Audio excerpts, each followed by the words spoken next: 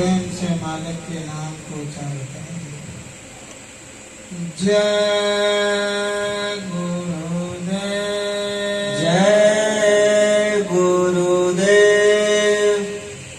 जय गुरुदेव, जय गुरुदेव। जय गुरुदेव नाम किसका? प्रभु का।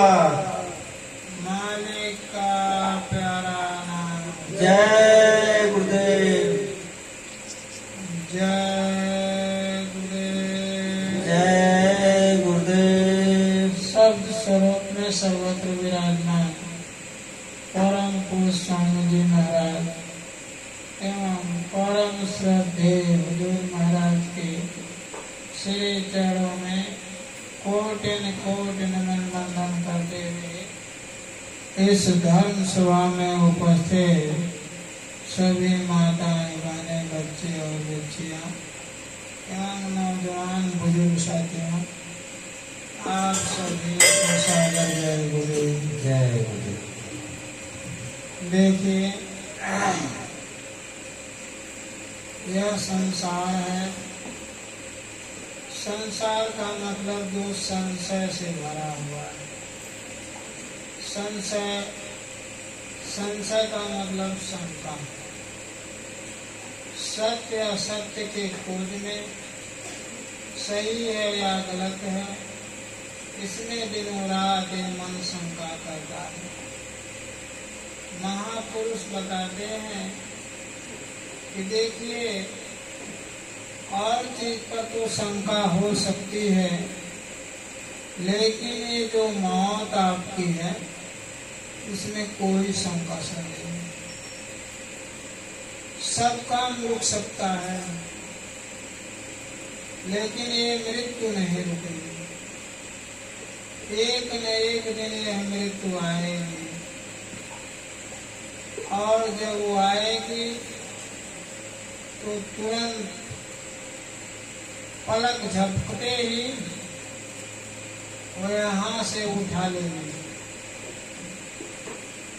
महापुरुष कहते हैं कि दुख इसी बात की है, बाकी जो भी काम है वह आज नहीं हुआ तो कल हो जाएगा, उसमें आप प्रसन्नता प्रकट करते हैं। लेकिन इस मौत की चिंतन करने की जरूरत है हम आपको कि जिस श्वास की पूंजी को, जिस अमूलक समय को हम लोगों ने गैर कामों में लगा दिया। गैर काम का मतलब इस दुनिया को बनाने में हम लोगों ने लगा दिया। हम लोगों ने सोचा नहीं कि मौत हमारी भी आ रही है। हम लोग ऐसे मगन हैं कि लगता है हमको इस दुनिया से नहीं जाना। लेकिन प्रेमी महापुरुष कहते हैं, आप परमार्थ के पथ पर चलो, आप परमार्थी हो। परमार्थी उसी को कहते हैं जो सबसे बड़े सत्ता को प्राप्त कर ले, यानी मृत्यु को जीत ले, वही परमार्थी है। जब तक हम लोगों ने मृत्यु को नहीं जीता, तब तक हम लोग चिंता में रहते हैं, दुविधा में पड़े रहते हैं। लेकिन जब मौत को हम लोग जीत लेंगे तो उस समय हम परमार्थी हो जाएंगे। इसके संबंध में भगवान बुद्ध का एक दृष्टांत है। एक प्रेमी, उनके एक शिष्य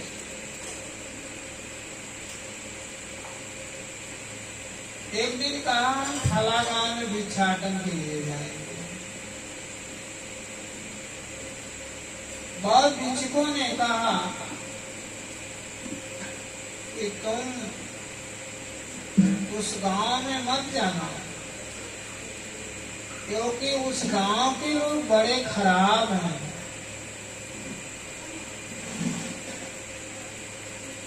उसने पूछा कि खराबी किस चीज की है, समस्या दुख किस चीज की है। लोगों ने बताया बहुत गाली देते हैं,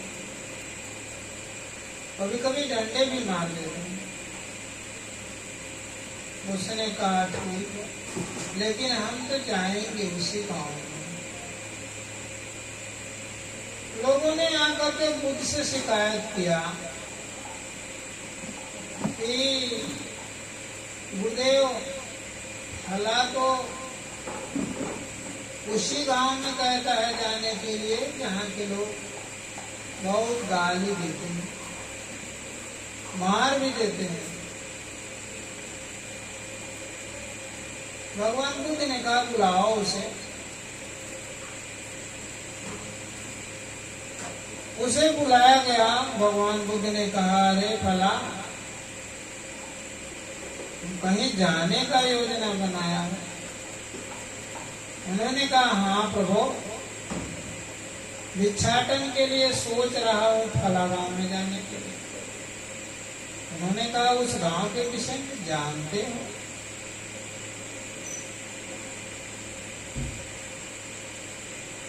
उसने कहा कि प्रभु जानने की क्या बात है, हम भिक्षाटन के लिए जाएंगे। वो लोग भिक्षा दे देंगे, ले लेंगे, नहीं देंगे वापस चले आएंगे। भगवान बुद्ध ने कहा कि भाई उस भाषा वो बहुत गाली देते हैं। उस बौद्ध भिक्षुक ने कहा प्रभु गाली देते हैं, मारते तो नहीं है, मारते नहीं है, गाली देते हैं ना, कोई बात नहीं, ये तो अच्छी काम है। लोग गाली देते हैं, मारते नहीं है, ये तो अच्छी बात है। भगवान बुद्ध ने कहा कि कहीं वो मार दे तो उन्होंने कहा ठीक है, अच्छे लोग हैं वो लोग। यदि वो डंडे मार देते हैं तो जान नहीं ना मार देंगे। भगवान बुद्ध ने कहा अच्छा मान लो वो जान ही मार दें तो? उन्होंने कहा बहुत बढ़िया बात है। यदि वो जान मार देंगे तो शरीर से छुट्टी हो जाएगी, फिर शरीर से पाप नहीं बनेगा और हम अपने घर पहुंच जाएंगे, हमको जन्मना मरना छुट्टी हो जाएगा। ये तो बड़े भले की बात है, वो लोग जान मार देंगे। भगवान बुद्ध ने कहा ठीक है, यदि तुम्हारे अंदर इतने श्रेष्ठ विचार हो गए हैं, तुमने मृत्यु को भी जीत लिया, तुमको मृत्यु की भी भय नहीं, तो तुम सच्चे परमार्थी हो। अब तुम जा सकते हो, तुमको कहीं भय नहीं लगेगा, तुम जाओ।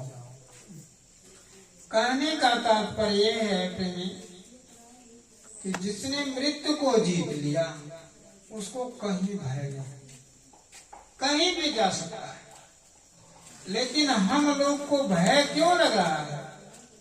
क्योंकि अभी हम लोगों ने मृत्यु पर विजय नहीं प्राप्त कर पाया। आप आगे के महात्माओं की बात सुनिए कि ईसा को ये पता था कि कल के दिन में हमारे इन्हीं 12 शिष्यों में से एक जाकर के उन मेरे दुश्मनों से मिल जाएगा और मिल करके मुझे सूली पर चढ़वा देगा। इतना जानने के बाद भी उन्होंने उसका कोई उपाय नहीं। लोगों ने पूछा कि उन 12 शिष्यों में से कहीं ही बैठा है? उन्होंने कहा प्रभु नाम तो बता दीजिए, जो उनके अच्छे जो है प्रेमी रहे।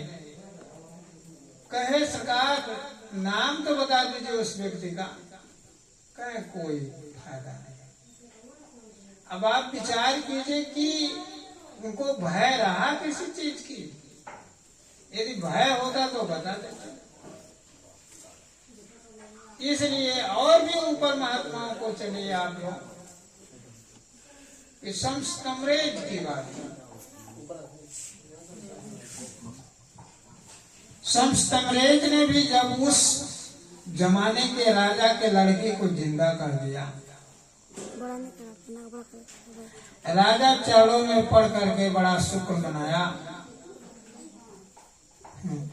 हंस करके संस्तमरेज ने कहा, बात तो बड़ी खुशी हो रही है, बड़े प्रसन्नता हो,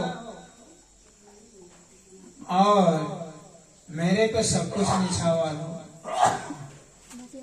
लेकिन है बादशाह, एक वक्त आएगा जिस दिन तू मेरा खाल खिंचवा लेगा।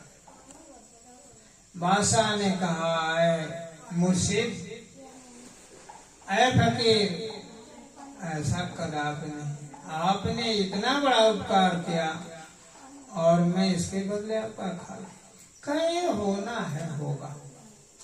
इसी तरह से देखिए, जितने भी महापुरुष, जो भी कोई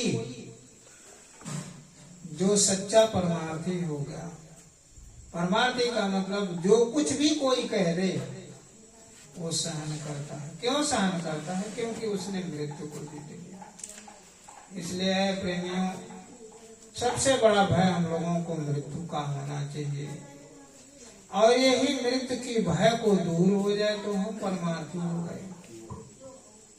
अब देखिए, लोग ये सोचते हैं कि मृत्यु से बचने के लिए कोई उपाय किया जाए कि यहाँ मृत्यु नहीं आवे। जैसे अभी जब वो महाभूकंप आया था हमारे नेपाल में, जो भयंकर विनाशकारी था, उस समय हमें आप लोगों में से कहते थे घर में मत सो, बाहर चला जा, बाहर रहा जाएगा तो मृत्यु नहीं आ पाएगी, क्योंकि घर गिरेगा तभी हमारी मृत्यु होगी।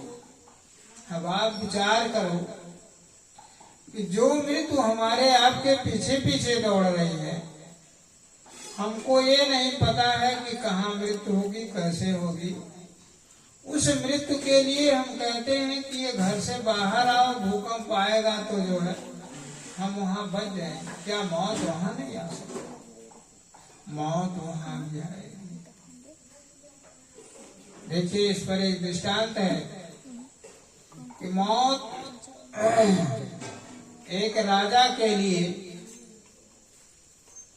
जब चली वहां से,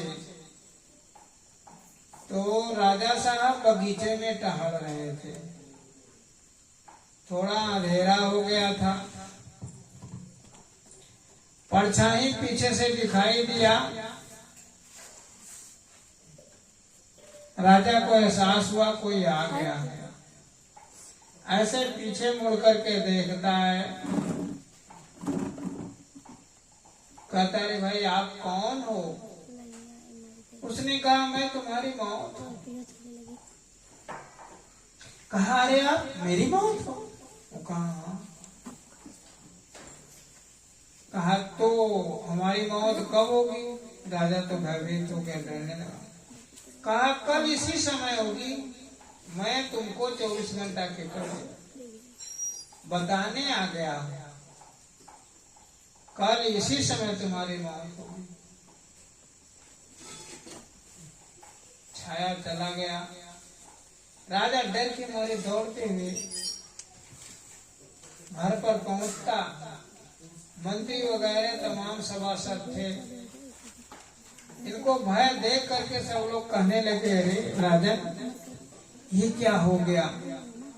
आप भयभीत क्यों इतने हो? उसने कहा, अरे मंत्री जी, अरे राजगुरु जी, अरे पुरोहितों, मौत हमसे आकर के मिले है और कही है कि इसी टाइम कल हम तुमको ले जाएंगे। इसका कोई उपाय बताओ मृत्यु की तो, ताकि हमको न ले जा सके। सब लोग विचार करने लगे क्या उपाय बनाया जाए ताकि राजा हमारे बच जाए मौत से। तो सब लोग सोचने लगे। उसमें एक बुजुर्ग था,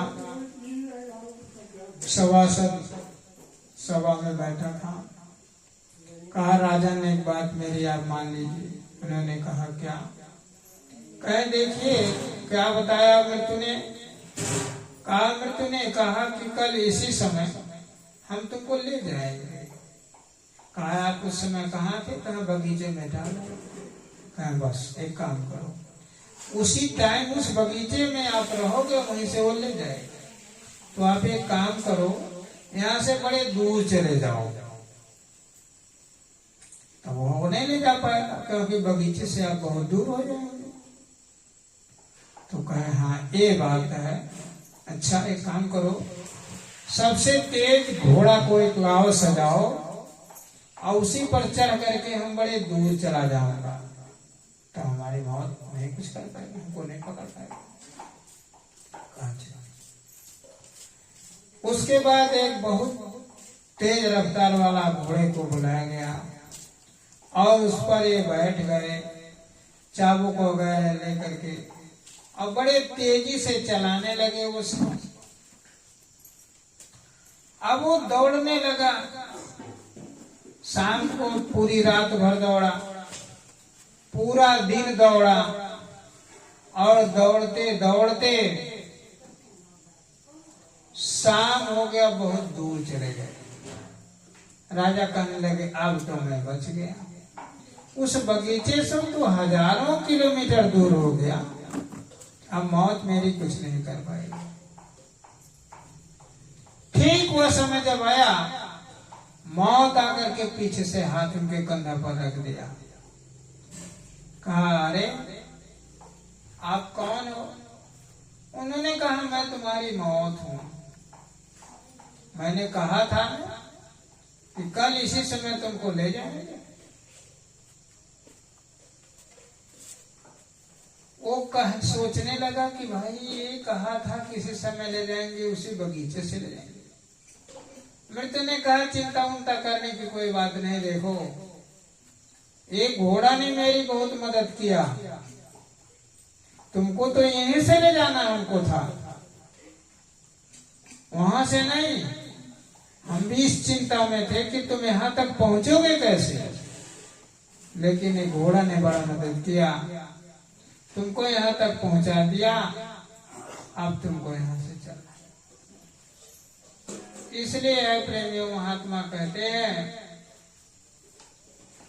कि मौत को हमेशा चिंतन करते रहो। जब हमेशा मौत का चिंतन करते रहोगे, किस दुनिया से हमको चले जाना है, सारा असबाब छोड़ करके चले जाना है, तो आप उसके लिए कुछ उपाय करोगे, उसके लिए आप सोचोगे। इस दुनिया के कारोबार से आप थोड़ा मन हटाओगे। लेकिन जब तक हम लोगों का मृत्यु का डर नहीं है, भय नहीं है, तब तक हम लोग कभी चिंता ही नहीं करते कि हमारी ये मौत होगी। इसलिए बड़े बड़े महात्मा हुए कि जो इस धरती पर हमेशा मौत को याद करते थे और कभी गलती नहीं करते थे, कभी गलती नहीं करते थे, और हमेशा उसके लिए उपाय बनाया करते थे। जागते सोते किसी भी काम करते उस मालिक को याद करते रहते,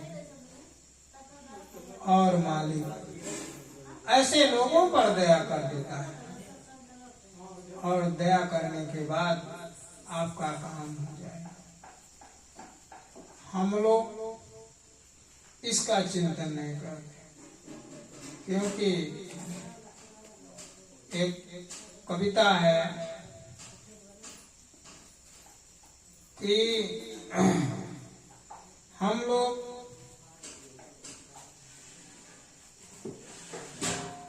बेहोश हो करके, हम लोग कहते हैं हम होश में, हम जाग रहे हैं, लेकिन हम लोग जाग नहीं रहे हैं, हम लोग बेहोश हैं, हम लोग सो रहे हैं, यदि हम लोग जागते तो छड़ी के संसार के सब कामों में अपना समय व्यर्थ गंवा दे रहे हैं। जो सच्चा काम है उसमें हम जरा सा भी ध्यान नहीं दे रहे हैं। इसी गलत काम के लिए जो भी पाप बन रहा है यही के लिए बन रहा है, और जो हमारे निकट के हैं उन्हीं के लिए हम लोग कर रहे हैं। तो महात्मा कहते हैं कि देखो भाई, तुम एक काम करो कि मौत को सामने हरदम रखो, तुमसे गलती नहीं होगी। जब सोचोगे कि इस दुनिया का कोई भी इस काम के लिए हम झूठ क्यों बोले, बेईमानी क्यों करें, हमको जो हम कर रहे हैं हमको ये भी नहीं पता है कि हम इसको इस्तेमाल कर पाएंगे कि नहीं, तो क्यों ऐसा करते हैं। एक महात्मा के पास एक शिष्य पहुंचा। शिष्य पूछने लगा कि सरकार, मुझे मृत्यु से तो बहुत भय लगती है, इसके लिए कोई उपाय। उन्होंने कहा हाँ उपाय है, तुम एक काम करो, इसके विषय में बढ़िया से बताएंगे फला राजा, वो इसके बड़े भुक्तभोगी हैं, उनके पास चले जाओ। वो शिष्य चला गया। जिस समय वहां पहुंचा तो वहां राज दरबार लगा था।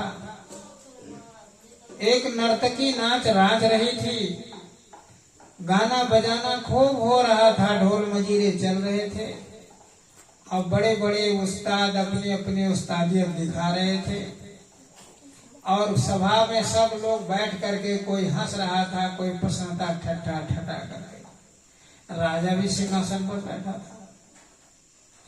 जब ये पहुंचे उस राजा के पास तो कहने लगे, यार मैं तो बहुत गलत जगह पहुंच गया, यहाँ तो बड़ा सब देखो नर्तकियों का नाच हो रहा है, ये तो सब विषय से भरा है, उछल कूद रहे हैं, अर्धनग्न में वो नाच रही है, उसके सारे अंग प्रत्यंग का सब लोग अवलोकन कर रहे हैं, देख रहे हैं।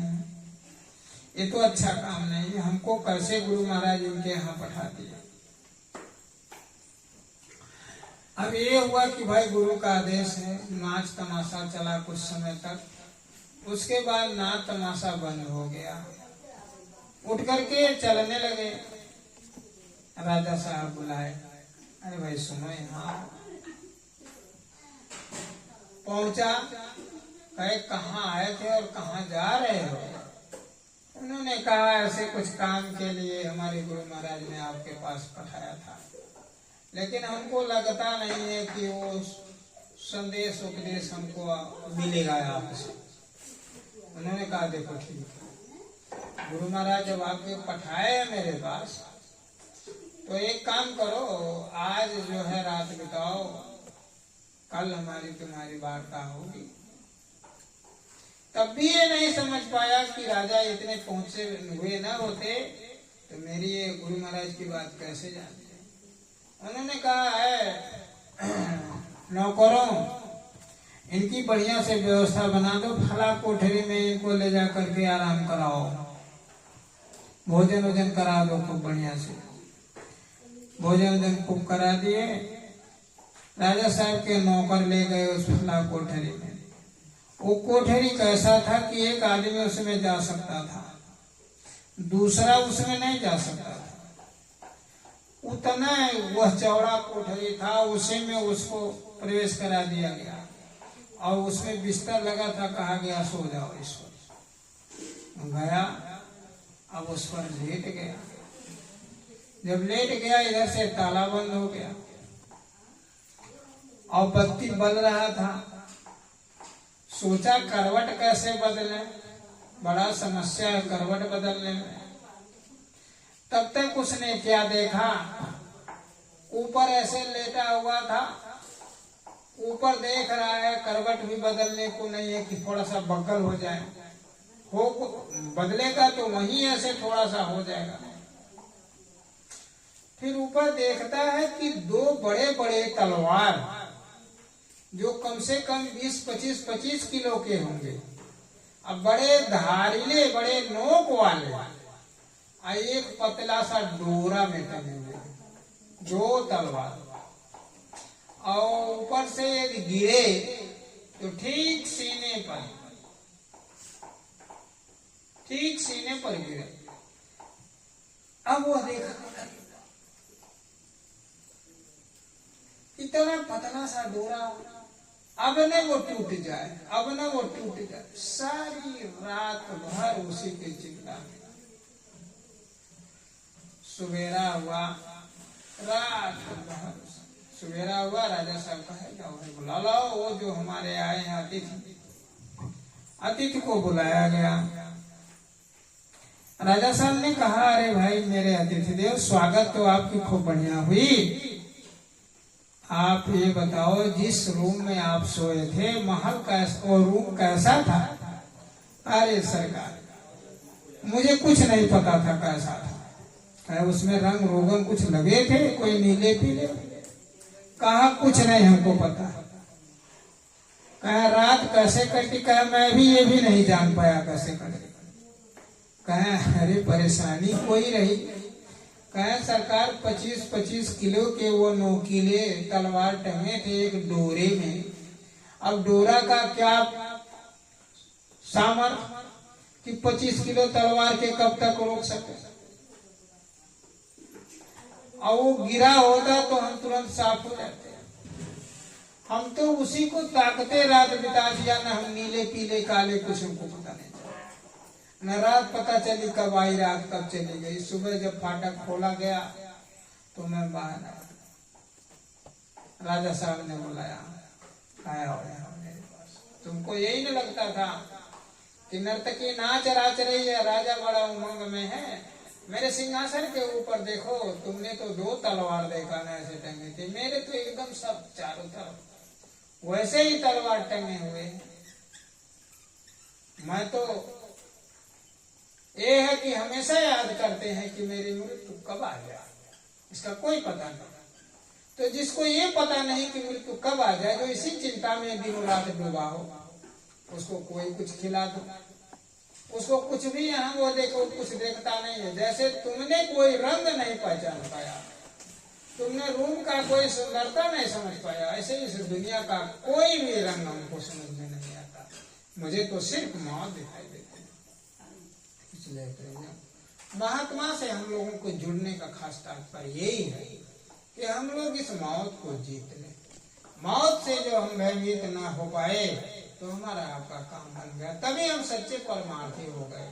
और परमार्थी उसी को कहते हैं कि दुनिया के लोग तो संशय में भरे हुए हैं, वो अनभिज्ञ हैं, कुछ जानते नहीं है, उनको मौत का कोई ख्याल खौफ नहीं है। इसीलिए कभी डंडे लेकर के दौड़ते हैं, कभी गाली देते हैं, कभी तमाम लड़ाई, तमाम बेईमानी चोरी वो करते रहते हैं, क्योंकि उनको कोई खौफ नहीं मृत्यु की। वो तो सोचते हैं हम तो अमर होकर के आए। तो देखिए हर महापुरुष यही विद्या हम लोगों को सिखाते हैं। किसी को तुम जीत लो, सारी दुश्मनी संसार की तुम्हारी खत्म हो गई, तुम मस्त हो जाओगे। एक दिन मौत आएगी, मौत की तुम प्रतीक्षा करोगे, हे मौत मेरी आओ, अब हम अपने घर चल जाए। संसार में तो दुख ही दुख है, दुख से भरा।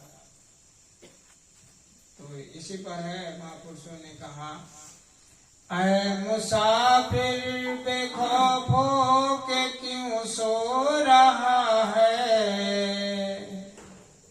हम लोग सो रहे हैं। ऐ मुसाफिर बेखौफ हो के क्यों सो रहा है। अहिंसता मौत तेरे दर आ रहा है। हम कहते हैं मेरे बच्चे को 12वीं जन्म दिवस है, ये नहीं है, 12वीं उसकी मृत्यु दिवस है। 12 वर्ष वो मर गया। तेरे पहले जो जा चिता में जले हैं। महापुरुषों ने कहा कि देखो ये स्मशान घाट इसीलिए दूर बनाया जाता है कि कभी उसका चिंतन हम न करें। संतों ने कहा कि स्मशान घाट गांव के बीच में बनाना चाहिए, ताकि हमको चिंता हो कि इसी जगह पर एक दिन हमको ले जाकर के जलाया जाएगा, हम भी इसी में जलेंगे, लेकिन वो स्मशान घाट दूर बनाया जाएगा। हम आपको कभी भी एक परेशानियां महसूस हो, संसार में दुख प्रकट हो, तो हम लोगों को स्मशान घाट चले जाना चाहिए, वहीं जाकर के चिंतन करने चाहिए कि यह स्मशान घाट एक वक्त आएगा तुम मुझे आकर के यहाँ जला करके खत्म कर दोगे, मिट्टी मिट्टी में मिला दोगे। लेकिन वो हम लोग नहीं करते, हम लोग उसको दूर करते हैं ताकि हमको याद न आए। किसी की शादी विवाह हो तो उसमें कहा जाता, मृत्यु की बात आ जाती है तो कहते अरे यार तुम तो बड़ा शुभ बात कह दिया। अरे भाई मृत्यु तो सबको होना है, उसमें अशुभ की, वही तो शुभ है। तो कहा अरे मुसाफिर बेखौफों के क्यों सो रहा है, आहिस्ता मौत तेरे दर आ रहा है। तेरे पहले जो जाचिता में जले हैं, कहाँ होंगे तू बोल क्या कह रहा है। हमारे आपके उम्र के, हमारे आपसे छोटे वो लोग की मृत्यु हो गई, वो कहाँ होंगे, हमारी भी तो आएगी एक दिन। उठेगी जनाजा तेरी भी क्या होगी, एक दिन वो आ जाएगा कि बांस की वो डोली आपके लिए भी बनेगी। उठेगी जनाजा तेरी भी क्या होगी, बनेगा चिता जिसमें तू भी जलेगा। जले ना ते रिश्ते गिरे खाक बन के, बता तेरा दिल तुझसे क्या कह रहा है। तेरी भी राख बन जाएगी उस स्मशान घाट पर। अरे मुसाफिर उसका चिंतन। इसलिए प्रेमियों उस समय ज्यादा हो गया, हम इसी पर अपने वाणी को विराम देना चाहते हैं।